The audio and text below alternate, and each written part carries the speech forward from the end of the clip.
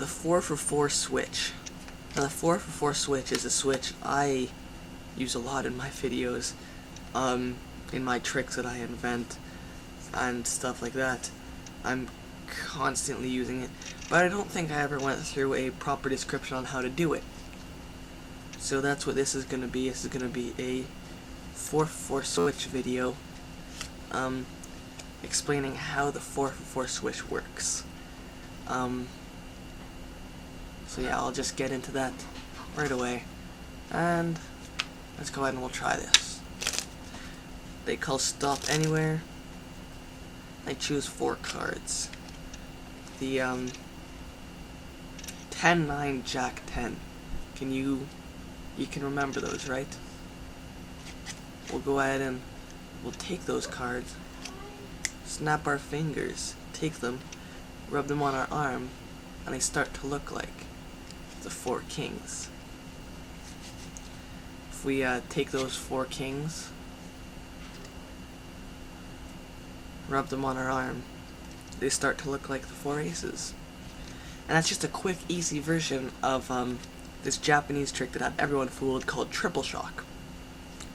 You can perform this the same way as triple shock, except you can do it in the hands, you can do it on the table, and there's no setup. Oh, well, there is a setup. There's no double backer and face up, face down cards like there was in double shock. All my setup was the 4 aces, and the 4 kings. I'm going to do 2 breakless 4-for-4 switches, meaning I can do them with any group of cards. Okay? This is something I saw Chad Long do. He was the first person I saw do this. Basically, you've got no breaks. You're just going to get anywhere. You can get like 15, 20 cards as long as you're past that 8. And you're going to do the 4-for-4 switch with them. Now let's go over the 4-for-4 switch. I'm just going to do it with the kings here. You can have a break under whatever cards you want to switch in, out, or you want to switch in. These are your cards you're switching out. Now you're going to play with these and show them freely like this. This is really just to get into this position. 1 card out-jogged a lot, the other 3 even. Is because that's going to provide perfect cover for the move. Now you'll notice from that demonstration that the move can be done really, really, really slow. You can take your time in this move once you're good at it. I'm not saying I'm good at it, I'm just saying I can do it slowly. Okay? So basically what's happening here is you're just going to squeeze. Okay? Because your index in there, if you squeeze with your index finger, you get this little V shape. Do you see that? V shape. So you get your V shape. So you show your kings, and as you come forward, you hit the thumb. So look at this. You cannot see any of the deck right now. You can only see those 4 kings, and that's when I do the V. That's when that squishes out. Now these are just going to feed right into that slot as you close it. Square up, and you successfully switched in your cards. So, get a break under those cards, do your displacement. As soon as you hit, you close, and you've switched them out. Alright, so all that is just practicing to get that V move down, so you can pop those out. You don't need them out a lot, just need a little bit, a little V. That much works for me. At the beginning you'll be doing it bigger, it doesn't matter, you've still got your cover. You're still fine. Okay, so that's the 4-for-4 switch. Some tips on that. I see a lot of people when they do the switch and they're setting up the cards in like this big huge box. Okay, you've provided great cover for your switch, but why the heck would you be setting up that box? There's no reason to be doing this. No possible explanation of why you would do that. This twiddle move and the squiggle move, I think it's called. It's not even a move, it's just squiggle displacement, I guess. It provides cover, and look, I'm still getting this card out a little, this face card. So I'm still providing that kind of box but I'm just showing it in a natural, casual way. I also see people when they begin the move, they go like this, okay? They come, they hit the deck, they open like a book, because you can do this with this move. You can open and then close, but that doesn't have the same natural motion as that. It's just shoving those cards right into the V and just going on with it. Doesn't have that same casual. This is really casual, really easy, really fair. That's what this move is about, because it's an off-the-cuff move. You're not actually doing it to switch in the four, just straight, oh look, I have the 4 kings. Look, now I have the 4 aces. It's not used for that. It's used as an off-the-cuff, these cards go here, and now I'm going to do something over here. Later those cards are going to change. That's what that's used for. So let's go into that double shock. It's going to be that same move, but you're just going to do it with groups of cards.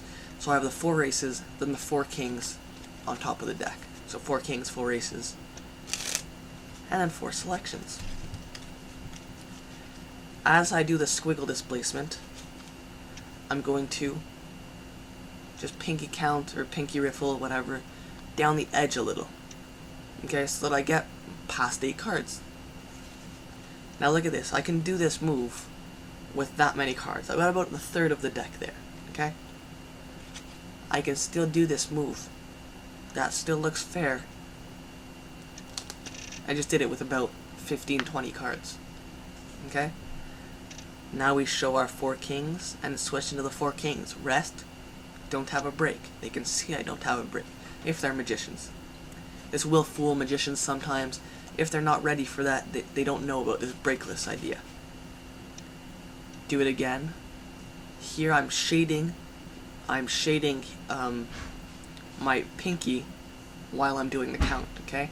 So as I naturally drop and I rest here, shades the pinky from doing the count. You can do it at that point, or I also like to do it as I rub the kings on my arm. I do a pinky count because my hand is tilted downwards anyways. Rub the kings on my arm, they change into the kings. If I take those kings, they change into the aces. You can do that with a million cards. You can do that for an out of the world, I don't know what it's called, oil and water effect. Here, let me see if I can get this real quick. Real quick. This is also a Chad Long idea. I think this is where I first saw this idea being done. It was in Chad Long's oil and water trick. His version of the oil and water. Okay, I've got 2 minutes. Sorry about this taking so long. I'm not exactly quick at out jogging cards. Jeez, I can't even strip out cards apparently. So here's what he had. He had the red cards spread on the table and the black cards spread on the table. Takes a group of black cards. Takes a group of red cards. Takes a group of black cards. Takes a group of red cards. Takes a group of black cards. Takes a group of red cards. Takes a group of black cards. Takes a group of red cards. It's obviously not the pattern he used. Takes a group of black cards. Oh, I got my 2 black aces here. Takes a group of red cards. I snap, and they all separate, giving me blacks and reds. All that is every time I got to the black cards, I did a 4-for-4 switch under the red cards. So there's my 4-for-4 switch tutorial. Obviously can also use for more than a 4-for-4 switch, can be used for a 52-for-1 switch. That was a bad joke.